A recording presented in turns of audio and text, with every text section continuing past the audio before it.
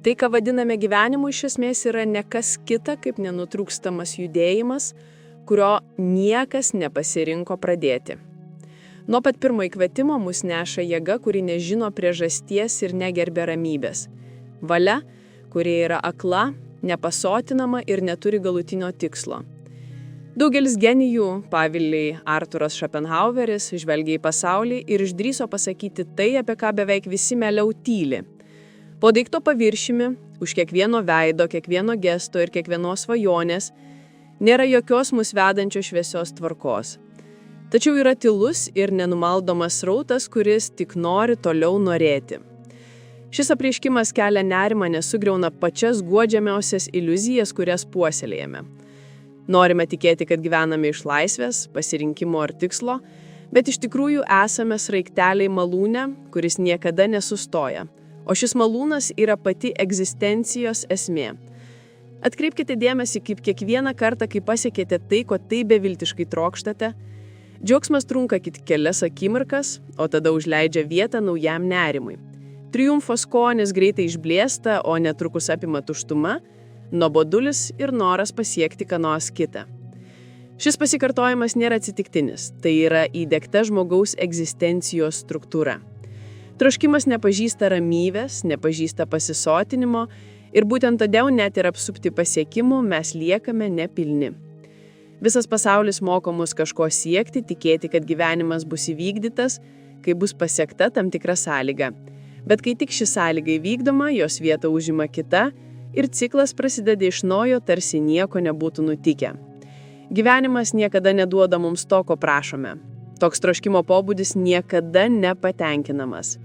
Laimės pažadas tarsi miražas dykumoje, matomas iš tolimos, bet išnykstantis mums artėjant. Štai kur slypi žiauri ironija. Kuo arčiau savęs pažinimo, tuo labiau jaučiame, kad jis slysta iš mūsų rankų. Kaupiame titulus, perkame daiktus, kaupiame patirtis, bet nei vienoje iš jų nėra to, ko slapta siekiame. Ir kodėlgi ne? Nes to, ko ieškome, išorinėme pasaulyje nerandame. Ieškome neįmanomo galutinio valios nutraukimo, pasaulio bei įtrūkimų, visiškos troškimo tylos. Tačiau troškimo negali užgesinti pats troškimas. Kova yra absurdiška. Bandome užgesinti ugnį, mesdami į ją daugiau malkų. Schopenhaueris žinojo, kad gyvenimas, žiūrint tokiu būdu, yra neapibrėžtos pergalės žaidimas.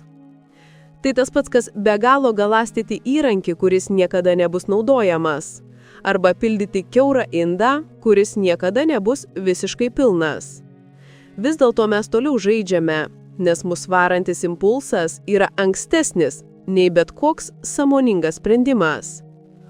Protas mėgsta įsivaizduoti, kad kontroliuoja situaciją, bet iš tikrųjų jis paklūsta. Kai jis mano, kad renkasi, jis tik racionalizuoja valios jau duotą įsakymą.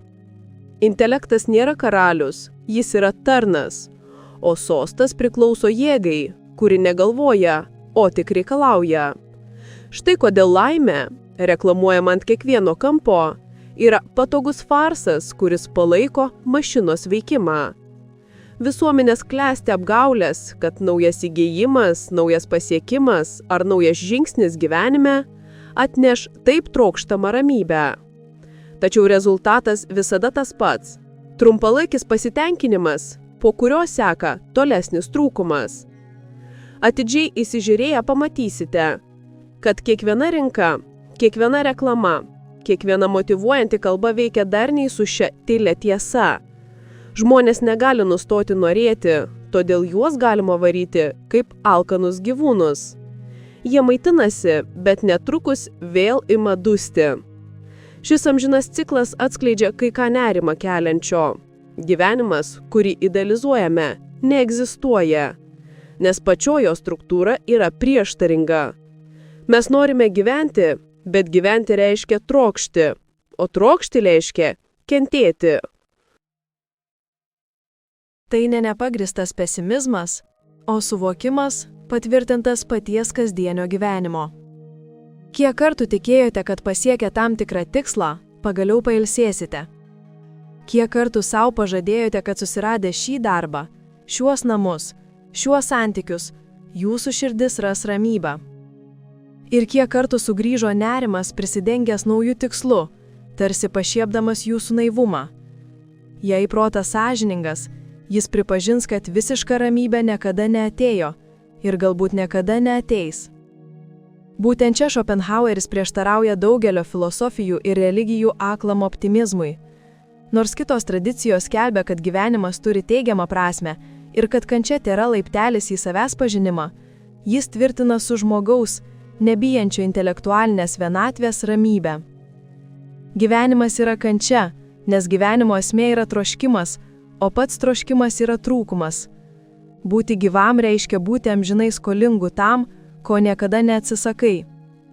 Tačiau nepakanka tiesiog pasakyti, kad gyvenimas paženklintas skausmo. Turime suprasti, kaip ši struktūra persmelkia kiekvieną patirties aspektą. Paimkime pavyzdžiui meilę, kuri taip švenčiama, tarsi būtų gryniausias prasmės šaltinis. Schopenhaueriui meilė tėra rūšies apgaulė, kaukė, kuria valia užsitikrina savo tęstinumą. Kai įsimylime, manome, kad ieškome asmeninės laimės, bet iš tikrųjų esame gilesnio impulso, kuriam visiškai nerūpi mūsų asmeninis džiaugsmas, kanalai. Romantiškos meilės iliuzija vilioja mus amžinybės pažadais, bet netrukus atskleidžia ją tokią, kokia ji visada buvo. Biologinis dauginimosi instrumentas, spindinti aklo instinkto kaukę. Štai kodėl tiek daug santykių baigėsi nusivylimu.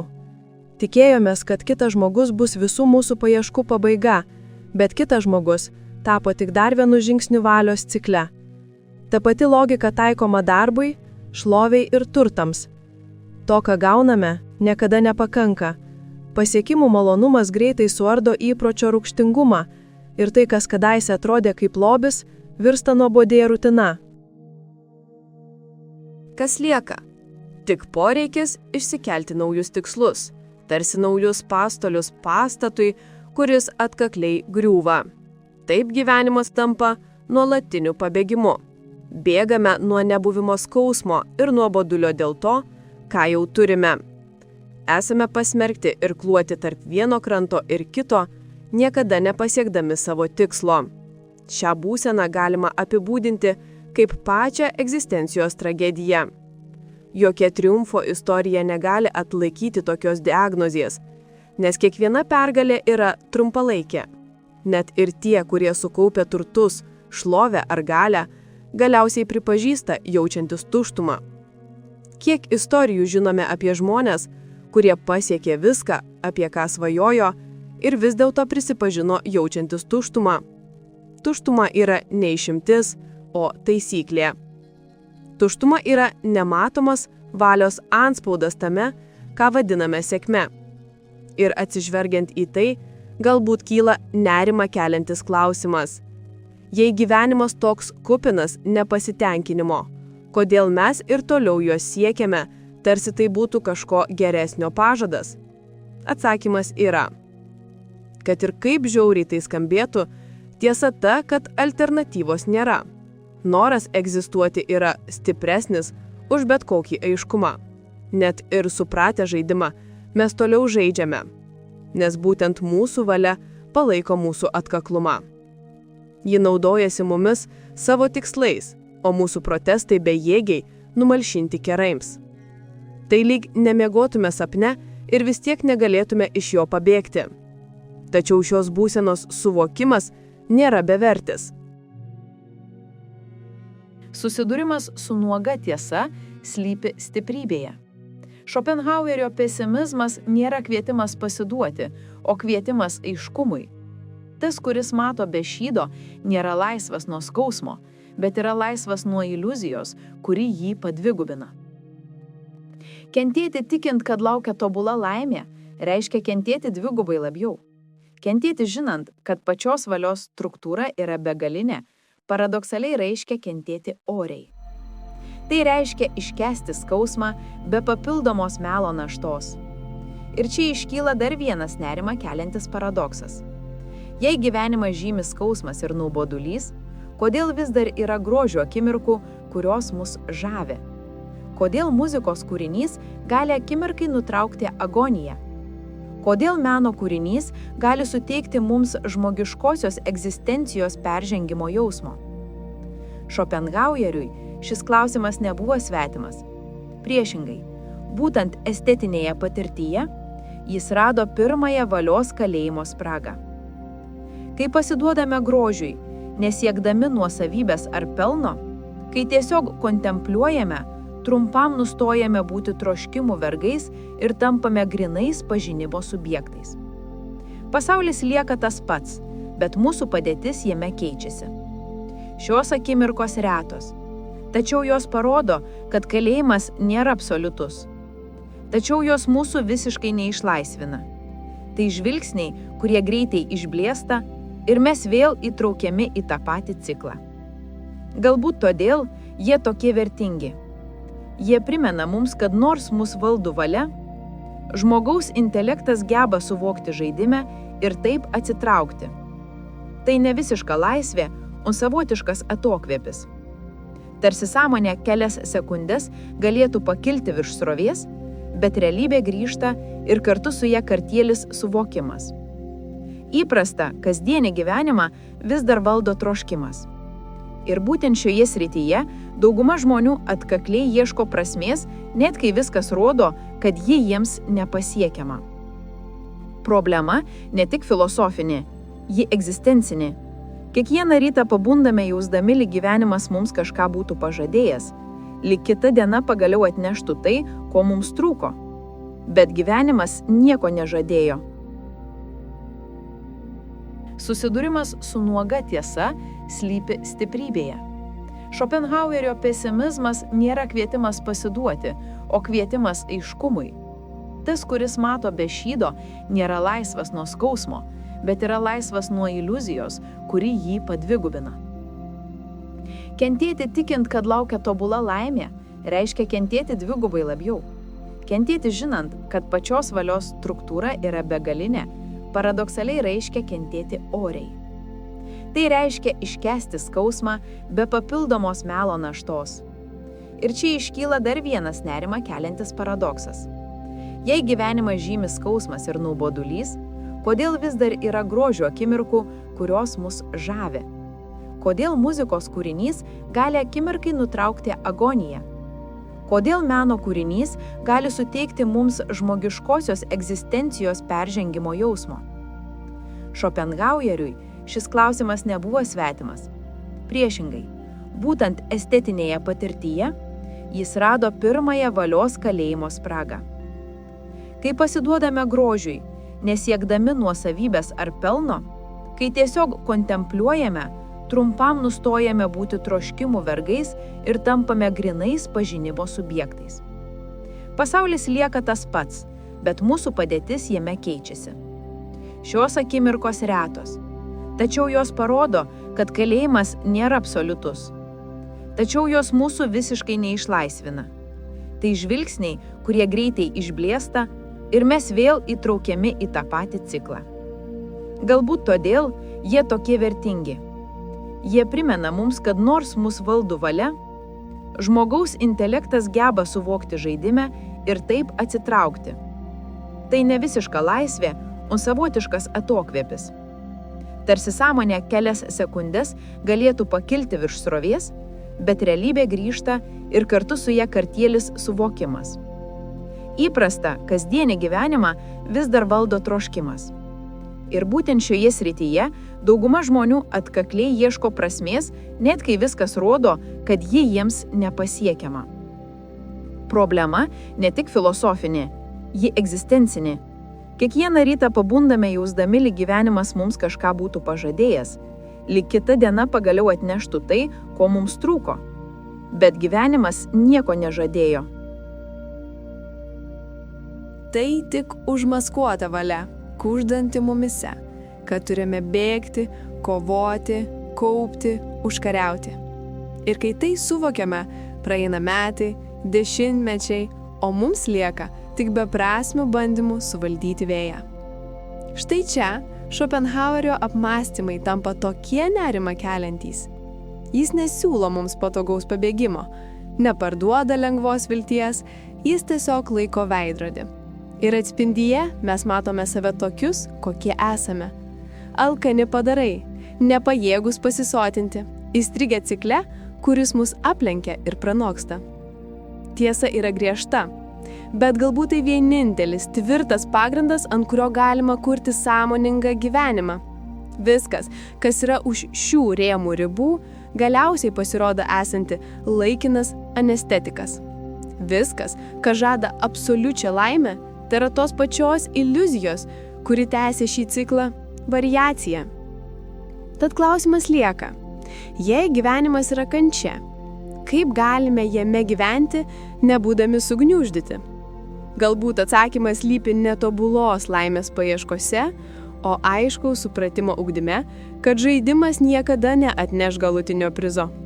Galbūt paslaptis slypi ne pergalėje, o jos vizijoje. Kalbama ne apie skausmo ištrinimą, o apie jo kaip neišvengiamos struktūros dalies supratimą. Kalbama ne apie aklą susitaikymą, o apie drąsų aiškumą. Būtent šioje supratimo erdvėje atsiveria galimybė gyventi visiškai neapgaunant valios. Kai Schopenhaueris mums pateikė šią viziją, jis ne tik aprašo filosofinę sistemą, jis bando atplėšti mus nuo mus užvaldžiusių fantazijų. Jo balsas šiurkštus, bet ir išlaisvinantis. Nesugriaudamas iliuzijas, jis suteikia mums orumo susidurti su gyvenimu tokiu, koks jis yra. Ir galbūt tai pirmas žingsnis tikros transformacijos link, susitaikymo su tuo, kad nėra garantuotas atperkančios ateities, kad nėra objekto, galinčio išpirkti troškimą, kad gyvenimas iš esmės yra tragiškas. Šis suvokimas gali būti skausmingas, bet tai vienintelis būdas nustoti būti amžinai apgaudinėjamam pažadų, kurie niekada neišsipildys. Ir jei šis atskleidimas atrodo sunkus, tai todėl, kad jis toks ir yra. Jo negalima pagražinti neišduodant tiesos. Bet paklauskite savęs, ar nesąžiningiau kentėti su tiesa, nei šypsotis iš melo?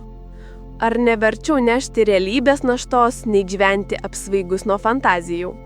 Tai pasirinkimas prieš jūs. Ir jei pasirinksite aiškumą, pamatysite, kad gyvenimas vis dar sunkus, bet bent jau nebeklaidžiusite iliuzijų labirinte. Šio suvokimo įtaka neapsiriboja teorija, ji rezonuoja kiekvienoje egzistencijos detalėje. Tame, kaip mylime, kaip dirbame, kaip svajojame, viską persmelkia valia, viską jį varo, viską jį suryja. Pirmas žingsnis yra suvokimas. Ir šiame suvokime atsveria naujas pasaulis. Ne todėl, kad jis tampa šviesesnis, bet todėl, kad jis atsiskleidžia be kaukių. Būtent šiuo pagrindu tamsioji Schopenhauerio filosofija kviečia mus žengti ne per apšviestą pažadų sceną, o per tylą ir drėgną realybės žemę. Taigi, atsižvelgiant į visą tai, lieka paskutinis pirmosios ir dalies klausimas. Jei gyvenimą valdo akla valia, jei viskas, ko trokštame, paskelbia mus tolesniems kančioms, jei kiekviena pergalė yra miražas, ką tada galima pavadinti laisvę? Atsakymas dar neparengtas, bet nerimas jau pasėtas. Ir būtent tai paruoš kelią kitam pasinerimui. Įsivaizduokite, kad pabundate įprastą rytą. Suskamba žadintuvas, o jūsų mintys jau projektuoja save į ateinančią dieną. Susitikimai, įsipareigojimai, tylus darbų sąrašas. Dar prieš jūsų kūnui pabudus jūsų mintis jau lekia į ateitį. Galbūt galvojate apie spūstis, galbūt apie terminus, galbūt apie neišspręstas problemas. Ir šiuo paprastu akių atvėrimo veiksmu jūs nebesate dabartyje. Diena prasideda ne kaip patirtis, o kaip lenktynės. Triviali scena, kartojama milijonuose namų, ryškiai Arturo Schopenhauerio aprašytų įvykių iliustracija. Sąmonė beveik niekada neužsibūna dabartyje. Ja tempia valia. Ji visada yra šiek tiek priekyje arba šiek tiek atsilieka. Visada atsiriboja nuo to, kas iš tikrųjų vyksta. Ir šis poslinkis, beje, nėra menkniekis. Tai mūsų kančios nervas. Atkreipkite dėmesį, kaip didžiąją laiko dalį mintise pasakojame apie gyvenimą, kurio nėra. Kurdami istorijas apie tai, kada būsime laimingi, kada viskas stos į savo vietas, kada pagaliau galėsime atsikvėpti. Galvojame, kada gausiu savo svajonių namą, kada rasiu tobulą kūną, kada atsiras tinkamas žmogus. Tačiau dabarties to tvirto pagrindo po kojomis niekada nepakanka. Tai visada perėjimas, o ne tikslas. Tai chroniškas nepasitenkinimas, pats valios dvelksmas, visada žadantis mums ramybę, tačiau visada stūmintis mus į priekį. Schopenhaueris šioje struktūroje įžvelgia neužvijusią žaizdą. Žmogaus troškimas, vedamas šios aklos jėgos, panardina mus į savotišką žiaurų žaidimą. Ir labiausiai neramina tai, kad šį žaidimą dažnai laikome dorybę, vadiname jį ambicijomis, planavimu, asmeniniu tobulėjimu, išaukštiname gebėjimą niekada nebūti pasotintam, tarsi amžinas troškulys būtų didybės ženklas. Tačiau tai, ką vadiname progresu, dažnai tėra tos pačios tuštumos, kuris stumia mus nuo tikslo prie tikslo, aidas, palikdama mus neramius. Tai, ką švenčiame kaip evoliucija, gali būti tik dar viena subtili nerimo forma. Tiesiog pažvelkite į savo rutiną. Įsivaizduokite studentą, kuris tiki, kad jo tikrasis gyvenimas prasidės baigus koledžą. Jis kruopščiai dirba, atsisako malonumų ir svajoja apie savo diplomą. Tarsi tai būtų raktas į stebuklingą portalą. Po daugelio metų, laikydamas diplomą rankoje, jis supranta, kad gyvenimas vis dar yra laukimo žaidimas. Tai tobulas darbas, santuoka ar išėjimas į pensiją. Tas pats nutinka ir darbuotojui, kuris tiki, kad nusipirkęs tam tikrą automobilį ar persikėlęs į tam tikrą rajoną, jis pagaliau ras ramybę. Tačiau vos tik automobilis įsigyjamas, kai įvyksta persikraustimas, protas jau kelia naujus reikalavimus. Nėra finišinės linijos. Gyvenimas tampa niekada neištarsėtų pažadų virtine, begaliniu koridoriumi, kuriame kiekvienos atviros duris atveria tik kitas uždarytas duris. Ir tai ne tik dideli pasiekimai. Net ir pačios kasdieniškosios detalės kartojasi. Kiek kartų pagalvojate, kai ateis savaitgalis, pailsėsiu. Tačiau kai ateina savaitgalis, supranti, kad poilsis niekada neteina, kad tavo mintis vis dar užimtos rūpesčiais, kad pirmadienio nerimas jau persmelkė sekmadienio popietę. Tarsi dabartis nuolat sabotuotų ateities šmėkla. Tai nematomas mechanizmas, naikinantis gebėjimą gyventi. Ir žiauriausia, kad mes to nepastebime. Nes visi aplink mus įstrigę tame pačiame ritme, kartoja tas pačias frazes, puoselėja tas pačias iliuzijas. Schopenhaueris šį reiškinį pavadino proto skilimu, vidiniu plyšiu, kuris neleidžia mums būti visaverčiais. Viena dalis planuoja, svajoja, reikalauja, o kita egzistuoja dabartyje, kvėpuoja, jaučia, bet beveik niekada to sąmoningai nesuvokia. Šis susiskaldymas sukuria nuolatinį trūkumo jausmą, tarsi būtume nuolat išstumti iš savojo centro. Štai kodėl daugelis apibūdina gyvenimą kaip naštą, net kai atrodo, kad turi viską. Ne tai, kad išorinėme pasaulyje kažko trūksta. Protas niekada neranda savęs. Pagalvokite apie tikro pasitenkinimo akimirkas. Paprastai jie nutinka ne tada, kai pasiekime ką nors didingo, o tada, kai dėl kažkokių priežasčių vidinė kova akimirksniu nurimsta. Galbūt netikėto saulėlydžio metu, galbūt paprasto pokalbio su draugu metu, galbūt net ašarų akivaizdoje neišvengiamo skausmo akivaizdoje.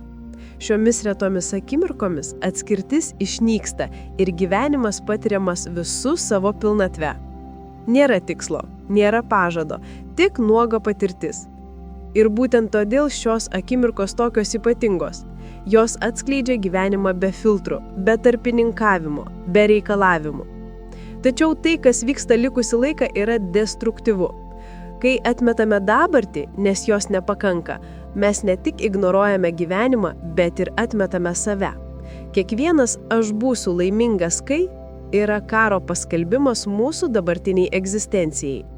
Ironiška tai, kad toks elgesys suvokiamas kaip dorybė. Visuomenė liaupsina tuos, kurie niekada nesiilsi, kurie visada siekia daugiau, kurie gyvenimą paverčia nesibaigiančių maratonų. Produktyvumo kultūra nerimą paverčia pavyzdžiu, verčiančiu mus didžiuotis tuo, kas iš esmės mus užvaldo iš vidaus. Ir šio atotrukio pasekmės neapsiriboja psichologinė sritimi. Kūnas reaguoja. Kaip dažnai nuolatinis stresas pasireiškia nepaaiškinamu skausmu, nepaaiškinamu nuovargiu ar autoimuninėmis ligomis. Kūnas jaučia, kada minčių nėra. Jis reikalauja buvimo šalia. O kai jo neranda, suserga. Išskyrimo kaina yra ne tik subjektyvi, bet ir fizinė. Gyvenimas yra kaina sumokėta už protą, kuris niekada nėra ten, kur turėtų būti. Būtent čia Schopenhauerio filosofija giliai rezonuoja su kasdieniu gyvenimu. Jis kalbėjo ne apie tolimas abstrakcijas, o apie tai, ką kiekvienas gali pastebėti, jei tik turi drąsos pažvelgti. Atkreipkite dėmesį, kaip dažnai per dieną mūsų mintis laksna pirmyn ir atgal. Retai kada užsibūdamos dabartyje. Gyvenimas išslysta iš akių, o protas kuria scenarijus. Dabartis, kuri yra vienintelis dalykas, kuris iš tikrųjų egzistuoja, laikoma antraeiliu dalyku. Rezultatas – egzistencija, kuri praranda save. Ir yra dar vienas nerimą keliantis aspektas. Jausmas, kad nuolat atsiliekame arba lenkiame savo gyvenimą. Kas nėra pagavęs savęs iš naujo išgyvenančio pokalbio, išgalvojančio atsakymų, kurių niekada nedavė, repetuojančio dialogų, kurie niekada neįvyks? Kas nėra pagavęs savęs nerimastingai laukiančio būsimų situacijų, kurios galbūt niekada neįvyks? Šis nuolatinis atsilikimas arba lenkimas mus glumina. Mes gyvename kaip savo pačių šmėklos, visada kitame laike, visada kitoje vietoje.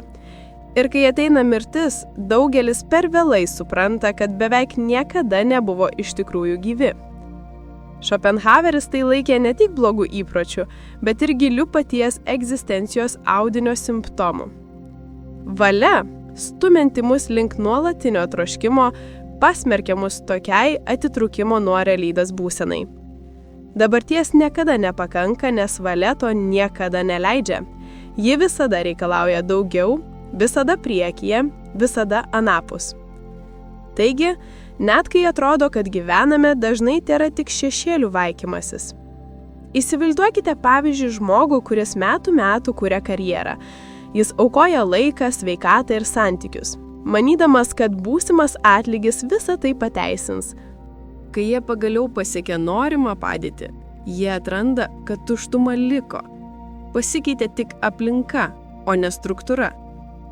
Atsirado naujų problemų, naujas spaudimas, naujas nepasitenkinimas. Tai, kas kažkada buvo tikslas, dabar tampa kalėjimu. Ir nakties tyloje, kai pasaulis nutyla, žmogus jaučia klausimų svorį. Ir tai viskas? Šis klausimas aidi daugelio tų, kurie pasiekė tai, ko troško, bet nerado žadėtosios ramybės galvose. Štai ir viskas. Vilties balsas iš mūsų tyčiojasi. Jis mumis naudojasi, mus varo, vargina. Ir kaip tik tada, kai manome, kad pasiekėme savo tikslą, jis tiesiog pakeičia taikinį. Nėra galutinio žaidimo. Nėra galutinio prizo. Žaidimo esmė – nenustoti žaisti. Viltis nenori, kad būtumėte laimingi. Ji tiesiog nori toliau egzistuoti. Ir todėl, net kai viskas atrodo tobula, jaučiame nepaaiškinamą nerimą. Neramumas yra vilties vizitinė kortelė, primenanti mums, kad vis dar yra kažkas, ką reikia rasti, kažko, kas trūksta. Tačiau įdomiausia yra tai, kaip net ir tai žinodami, mes atkakliai tikime, kad mums viskas bus kitaip. Matome, kaip istorija kartojasi kitų žmonių gyvenimuose. Girdime istorijas apie žmonės, kurie pasiekė viską, bet galiausiai nieko neturėjo. Bet vis tiek įsivaizduojame save esant išimtimi. Tarsi būtume užburti. Iliuzija tokia galinga, kad mes mieliau statome ant neįmanoma, nei priimame realybę. Schopenhaueris žinojo, kad ši iliuzija nėra individualus silpnumas, o visuotinė būklė. Valia maskuojasi kaip viltis, kad padėtų mums judėti į priekį. Ir mes, apakinti iš vidaus, toliau bėgame. Šis suvokimas turėtų mus šokiruoti, bet jis taip pat gali mus išlaisvinti. Nesuprasdami šį mechanizmą, įgyjame galimybę nebūti taip lengvai apgautiems. Tai nereiškia, kad skausmas išnyksta, bet reiškia, kad nustojame jį dvigubinti iliuzijomis. Gyventi laukiant laimės, kuri niekada neateina, reiškia nešti dvi naštas – paties gyvenimo naštą ir melo naštą. Gyventi žinant, kad struktūra yra tragiška, reiškia nešti tik vieną naštą. Ir ši našta, nors ir sunki, yra reali, tačiau ją pripažinti nėra lengva. Protas priešinasi, nes priimti tiesą reiškia sunaikinti pasaką, kuri palaikė visą mūsų kelionę.